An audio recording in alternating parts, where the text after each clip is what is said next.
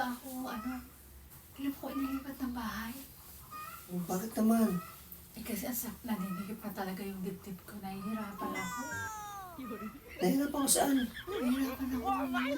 Huminga sa ganito na ginagawa pa yan. Nahihirapan talaga ako sa ng dibdib ko.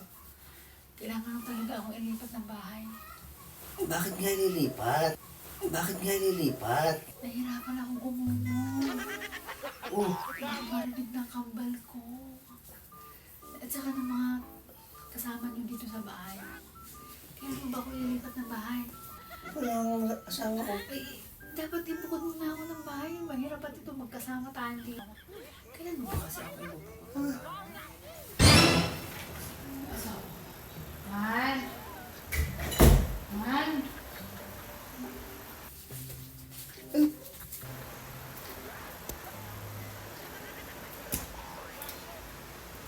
Ba't nandyan ka? Nagawa niyo dyan? Ano narinig ko? Naninig ka ba ng dibdib niya? Bakit? Oo nga daw. Ewan, may sakit daw doon. Tingnan yung pagkagabi. At nandito ka sa loob. Tinawag niya ako. Ano lang, sabi ko bili ako ng gamot kasi naninig ka pa Oo yung nga. dibdib ko. Masakit daw ako niyang dibdib.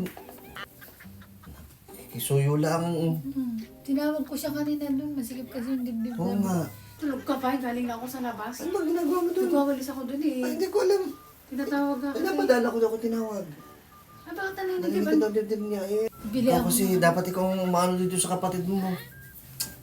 Bakit ako?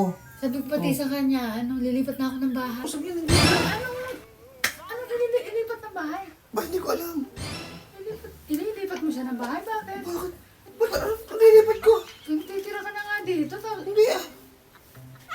Lilipat ka na ng bahay. Sige mo. Naninig ka pa dibdib ko dito. Nilipat doon siya ng bahay. Hindi ako masyado makahinga, nasisikapan ako sa bahay niyo lahat. Ano ako? Pwede nga. Ayan, gusto pero dalawa na ako yun.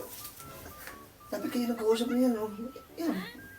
Yung pa-doktor kaya, pa-check up mo. Ano ang ginawa mo dyan sa kapatid mo? Wala akong ginagawa. Pa-check up mo masakit. Hindi na ako kasama. Palilipatin ko na talaga ng mga yan.